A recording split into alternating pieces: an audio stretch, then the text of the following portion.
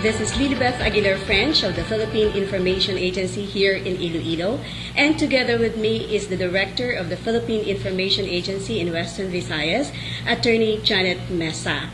Today we will discuss about the activities for the Climate Change Adaptation and Mitigation Advocacy Campaign that we launched, that PIA and DNR launched last June. But before we discuss these activities, I would like to ask Ma'am Janet about a little background on the advocacy campaign.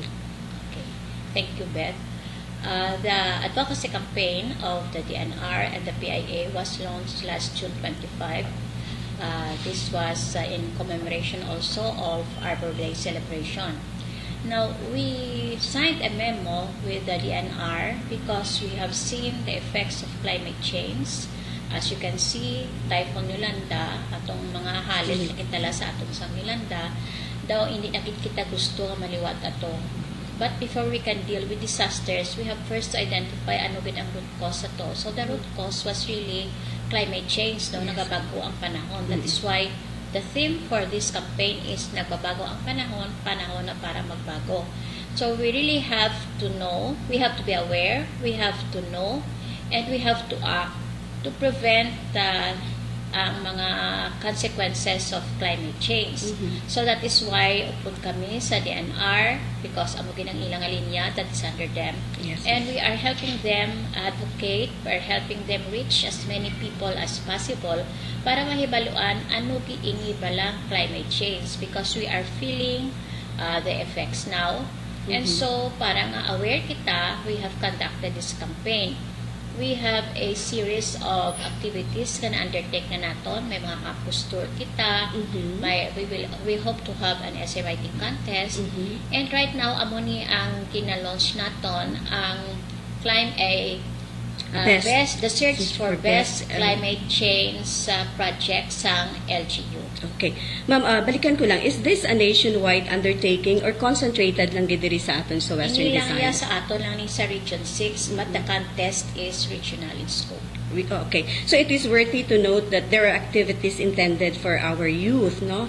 Who are the future caretakers of planet Earth. And you have also mentioned about the search for the best LGU projects on adaptation and mitigation. Yes, Ma'am, what motivated PIA and DNR to hold sining a contest? Is it because nakita sang duha ka mga ahensya ang kaimportansya sang role sang LGUs in the efforts of the government on climate change?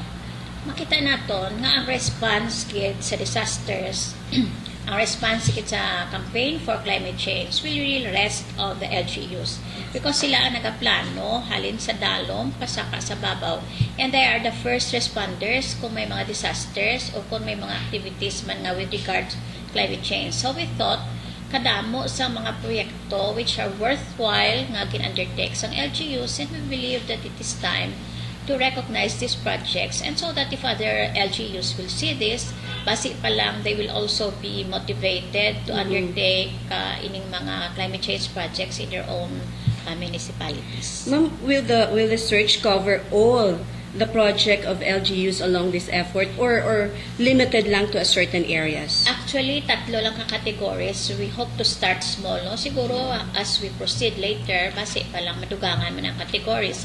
But as of now, ang categories na ginakuha naton are on sa recycling, projects on recycling, on the greening projects, no? So inland, upland, coastal, kag maskin ang sa mga nurseries, no? So and more then on tree we have planting. clean up sa rivers, sa canals, sa coastline, sa esteros. So many mga projects ang we are starting with these projects. Okay. So ma'am, dapat existing ang project? Dapat ang existing for the last 3 years. For the last Kaya hindi 3 man years. pwede nga masugod ang sila subong nga contest, no? So we hope to see nga daw may agi bala. I mean, it has borne fruits na may epekto sa banwa ang ilang nga proyekto. Okay. So since this is a regional contest, ano ang mechanics ng search? Will there be a provincial selection?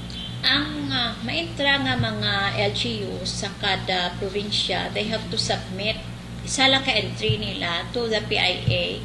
And then PIA together with a panel nga we hope will be composed of DNR. We're also inviting the DILG, siguro isa ka member of media, isa ka NGO upon a private organization upon a civil society member who will sit down and assess, no? So ma-identify nila ang the best province pasaka ina sa region, and then at the regional level we will select the first 3 best LGU project for climate change mitigation and adaptation. So since this is a contest, may criteria to guide our judges. What are the selection criteria? Ina siya.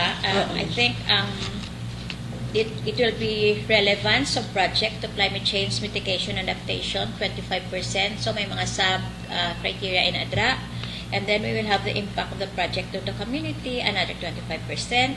Sustainability of the project, 20%. Kag ang mga resolutions, ordinances in support of the project, 15%. Kag ang budget, 15%. Okay, ma'am, klaruhon ko lang dito, ang LGU allowed lang sang isa ka project entry kada category? No. Ang LGU is allowed to nominate, kaya pwede sila ka-nominate, pwede man ang isa ka private person, pwede man ang isa ka organization, mag-dominate sang project sang LGU on any. So kung like for example, kung damo sila yung mayo nga projects under sa greening. Lang ilang pinaka-namig. So they can nominate sa sa recycling, no? Kung may recycling project sila, pwede man sila maka-nominate sa greening or sa clean up. So when na sila makahimo sugod padala sang ilan nominasyon and until when the submission is on October 10, 2014 kay TSS pa na sa provincial level, and then after that amo na paglibot sa judges to find out kung ano gid ang top 3.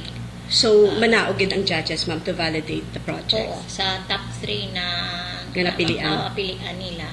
Kaya kada province will come up with the best, no, and then amo nang i-assess ana isang regional team, and then they will come up with the top 3 winners. Okay. And of course, ang ginahulat-hulat sang tanan nga question, will there be prizes? Yes. May cash prize na first prize is 50, the second prize is 30, and the last prize is 20. Okay. And trophy. And trophies. So, saan ang target nato ng awarding ceremony? We will target the awarding ceremony either middle of November or towards the end of November. So, hopefully, kung matapos niya itong judge by the time.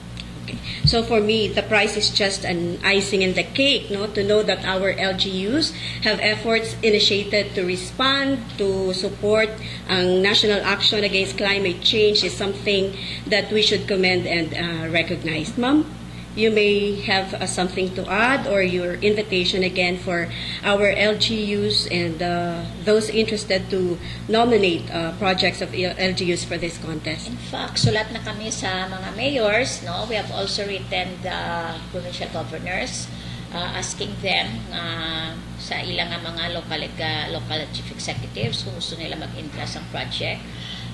Because we feel that this is a very worthwhile project. This is just the start of an advocacy campaign on climate change, mitigation and adaptation. Kaya we have to start somewhere, no? Yes. Kaya ang ato nga pirmi nga idea, disaster, calamities, anong pag-respond sina. Pero kami, we feel nga we have to identify first ano kid ang result, ano nga anang amo sini. But if we go back, it is because of climate change, no? So climate change nagadala sa mga disasters, nagadala sa mga calamities, amo niya na yung epekto. So we have first to address this. So that's why we are inviting, although LGU ang insiling nato, we are inviting the cities and the municipalities, no? Initially, amo lang na sila anay to join the contest. It's not siguro, although the prize siguro, ang prizes siguro will be a very great motivator, but we feel nga more than that, it should be ato na iya daw, ato na iya pala, as we say, advocacy, ato na iya dapat nga himuon, because this is not only for us, this is for the future of our children. So, as what Director Mesa has mentioned, the search for the best LGU project is just one of the many activities lined up by PIA and DNR sa padayon man nga pagtinguha sang sining duha ka mga ahensya sang gobyerno nga pukawon and solicit your active participation in building our communities' resilience to climate change and for our protection against man sa mga negative effects ng siniman nga problema or phenomenon. So we are banking on your support pagpakigbulog sa siniman nga kampanya because naibaluan man naton that we have only one Mother Earth and we need to take care and do everything to save this. Salamat, Kid. Thank you.